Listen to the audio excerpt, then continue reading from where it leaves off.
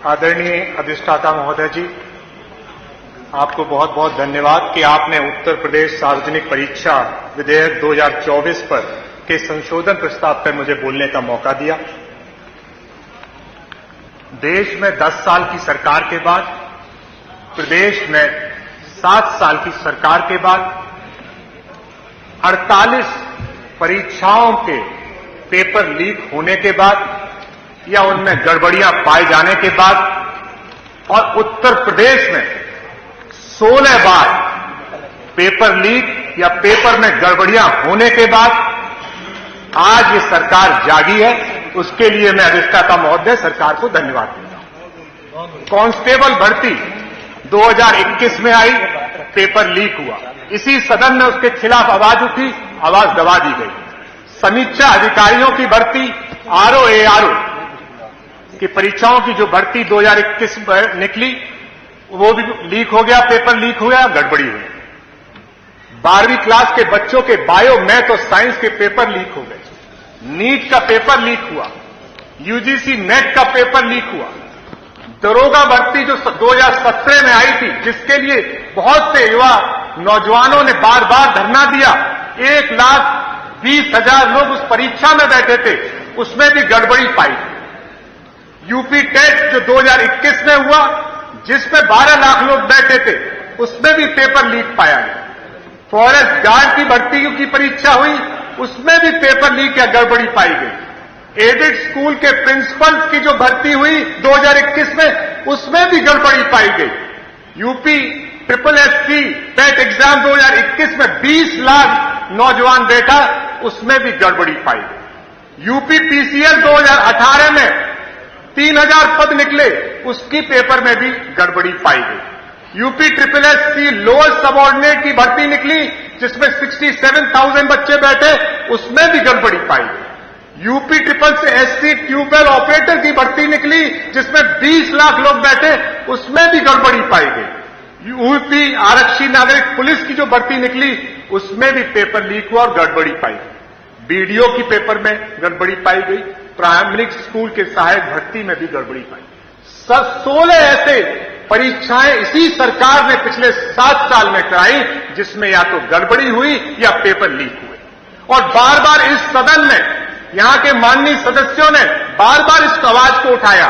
बाहर इस सदन के बाहर जिन नौजवानों ने बहुत ही मुश्किलों से पढ़ाई की थी, जिनके मां बाप ने बड़ी कठिन परिस्थितियों में अपने बच्चों को पढ़ाया था, उन बच्चों ने सड़कों पे धरने दिए, उन्हें डंडे खाने पड़े, पुलिस का अत्याचार सहना पड़ा, लेकिन उनको कभी भी न्याय नहीं मिला। और आज मैं धन्यवाद देता हूं इंडिया गठबंधन का, जिसने लोकसभा में ऐसा परिणाम दिया कि सेंटर में पहले यह बिल आया और सेंट्रल में दबाव, लोकसभा रिजल्ट के दबाव के बाद जब ये बिल आया, उसको यूपी गवर्नमेंट ने कॉपी करने का काम किया। अगर यूपी गवर्नमेंट ये पहले से बिल लाती तो समझ सकते थे कि उनकी मंशा है इस तरह के लीक और गड़बड़ियों को रोकने की, लेकिन उत्तर प्रदेश सरकार की इस तरह की कोई मंशा 7 साल में दिखाई नहीं। नियम 56 में आदरणीय ओम प्रकाश सिंह जी यहां पर बैठे हैं, उन्होंने दरोगा भर्ती के पर सवाल उठाया था। उसी दिन उसी दरोगा भर्ती के पेपर बांट दिए गए। तो ये अभी तक चलता रहा। इन सारे पेपर लीक या पेपर गड़बड़ियों से 2 करोड़ के लगभग नौजवान प्रभावित हुए, उनके परिवार प्रभावित हुए। बहुत से तो ऐसे नौजवान हैं जो मल्टीपल बार प्रभावित हुए, लेकिन सरकार 7 साल तक सोती रही। आदरणीय नेता प्रतिपक्ष यहां पर बैठे हैं, उन्होंने प्रिवेंटिव मेजर्स की बात कही थी, कानून व्यवस्था पर इसकी बात हुई थी, लेकिन इस बिल में प्रिवेंटिव मेजर्स को लेकर कोई बात नहीं। करप्शन जो हमारे प्रदेश में यूपी नंबर 4 पे पहुंच गया पूरे देश में भ्रष्टाचार पर, ये मैं नहीं कह रहा सर, ये इंडियन करप्शन सर्वे 2019 कहता है। 74% लोग कभी न कभी उत्तर प्रदेश के रिश्वत देने का उनको जरूरत पड़ जाती है। ये मैं नहीं कह रहा सर, ये इंडियन करप्शन सर्वे कह रहा है। यूपी साइबर क्राइम में 8वें नंबर पर चल रहा है, ये मैं नहीं कह रहा सर, ये नेशनल क्राइम रिकॉर्ड ब्यूरो कह रहा है। अब जब तक इसमें सुधार नहीं होगा, जब इनके लिए प्रिवेंटिव मेजर्स नहीं लिए जाएंगे, तब तक आगे ये परीक्षाओं को कैसे अच्छे से कराया जाएगा। जब तक करप्शन खत्म नहीं होगा हमारे इस प्रदेश में, तब तक परीक्षाओं को कैसे कराया जाए। आदरणीय संसदीय कार्य मंत्री जी बात कर रहे थे आईटी, बहुत सही बात कही कि आईटी का बहुत पिछले 20-25 सालों में काफी एडवांसमेंट हुआ, लेकिन अभी भी उनको मानना पड़ेगा कि बहुत से ऐसे परिवार हैं, 5% से कम ऐसे परिवार हैं जिन पर कंप्यूटर की उपलब्धता है। डिजिटल इलिटरेसी बहुत ही कम है हमारे प्रदेश में, जिस पर कोई ध्यान नहीं, और ये सारे के सारे एग्जाम अब कंप्यूटर पे होने लगे। आदरणीय अध्यक्ष जी, आदरणीय अधिष्ठा महोदय जी, मैं ये सब बातें इसलिए कह रहा हूं कि मैंने पूरा बिल पढ़ा। इस पूरे बिल में टेंडरिंग प्रोसेस को लेकर कोई व्यवस्था नहीं है। जो लोग अधिकारी लोग इसका टेंडर निकालते हैं, जो ये कंपनीज को देते हैं, जो इसकी परीक्षाएं कराती हैं, उनके ऊपर कोई इस पे बात नहीं कि अगर टेंडर कराया जाएगा तो उसमें क्या व्यवस्था होगी। बहुत सी ऐसी कंपनियां पहले पाई गई जो ब्लैक लिस्टेड थी और उनको बार बार टेंडर, तो टेंडर प्रोसेस को कैसे ट्रांसपेरेंट रखा जाएगा, इसका इस बिल में कोई प्रावधान नहीं। रिजल्ट्स के ऊपर कोई चर्चा नहीं। अब नौजवान जो एग्जाम देता है और अच्छे से एग्जाम देता है, सही तरीके से एग्जाम देता है, अगर पेपर लीक हो जाता है तो रिजल्ट्स का क्या होगा। आज भी ऐसी स्थिति बाहर बनी हुई है। बहुत से नौजवान प्रभावित हुए पेपर लीक से, लेकिन रिजल्ट आउट हो गया।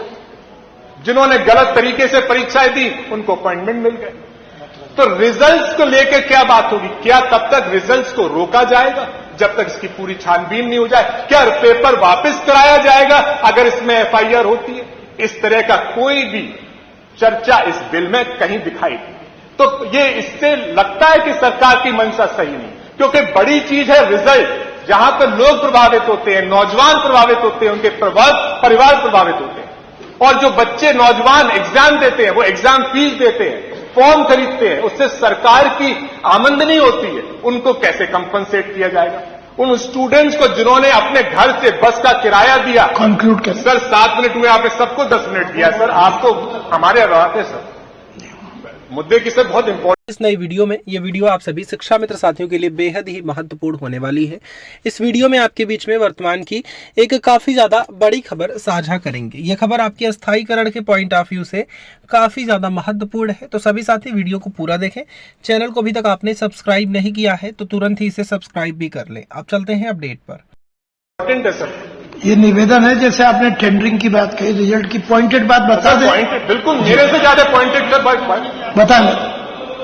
तो सर जो स्टूडेंट कंपनसेशन की बात है सर, एक बच्चा अपने घर से निकलता है, रिक्शा करता है, उसका पैसा देता है, बस लेता है, उसका पैसा देता है, ट्रेन लेता है, उसका पैसा देता है, एग्जाम सेंटर्स में जाता है, कभी कभार होटलों में रुकना पड़ता है, वो सारे पैसे खर्च करके एग्जाम सेंटर पहुंचता है, एग्जाम फॉर्म खरीदता है, सारे के सारे उसमें पैसे देता है, इससे सरकार की आमदनी होती है। लेकिन जब वो परीक्षा कैंसिल हो जाती है या पेपर लीक हो जाता है तो उस स्टूडेंट, उस बच्चे को कोई कंपनसेशन नहीं मिलता, उसको मानसिक उत्पीड़न होता है, उस मानसिक उत्पीड़न का भी कोई कंपनसेशन नहीं मिलता है। अगर सरकार की वजह से कोई पेपर लीक होता है या सरकार की कमियों की वजह से कोई पेपर लीक होता है तो स्टूडेंट्स को भी कंपनसेशन मिलना चाहिए।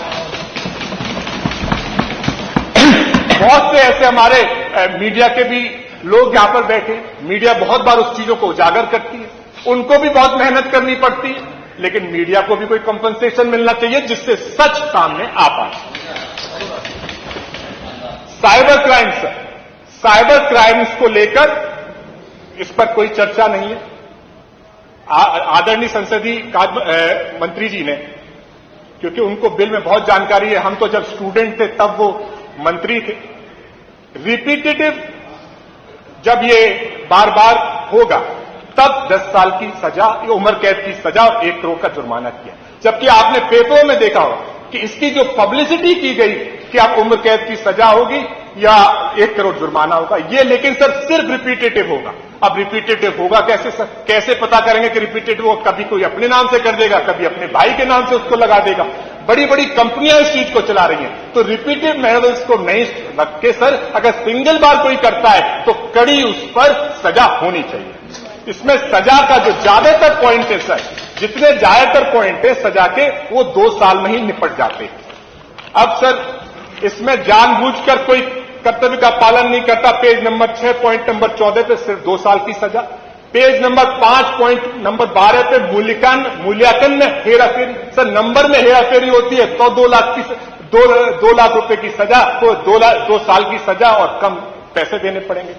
पेज नंबर 4 पे पॉइंट नंबर 5वां, 6वां, 7वां, 10वां और 12वां, जिसमें प्रश्न पत्र पहले से डिस्क्लोज हो जाए, परीक्षा केंद्र में अदला बदली हो जाए, इन सब पर सिर्फ 2 साल की सजा है सर। इतना बड़ा क्राइम, 6 करोड़ नौजवान सर, शिक्षित नौजवान, उनकी परीक्षाओं का सवाल सिर्फ 2 साल की सजा है सर, उम्र कैद की सजा नहीं है। ये सारे के सारे तो सजा को बढ़ाने का काम किया जाए, जुर्माना को भी बढ़ाने का काम किया जाए।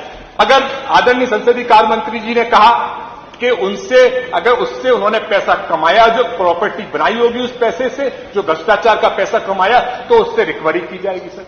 लेकिन सर जो अगर 1 करोड़ की अगर उस पर पेनल्टी लगती है, उस पर दंड लगता है और उस पर प्रॉपर्टी नहीं पाई जाती उस आदमी पर, उसके रिश्तेदारों पर है, उसके घर वालों पर है, उसके जानने वालों के नाम है, तो कैसे वसूला जाएगा? इसका कोई भी जिक्र इस पूरे के पूरे बिल में सर नहीं हुआ है।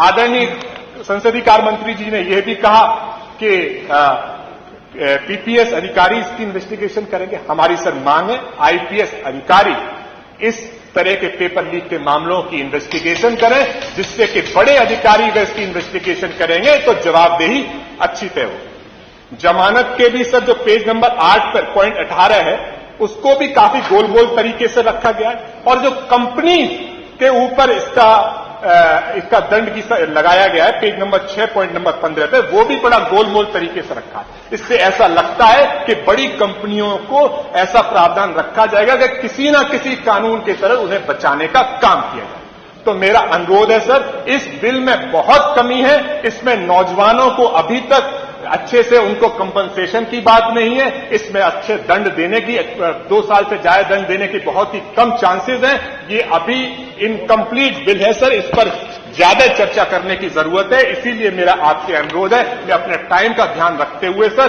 मैं आपसे और पूरे सदन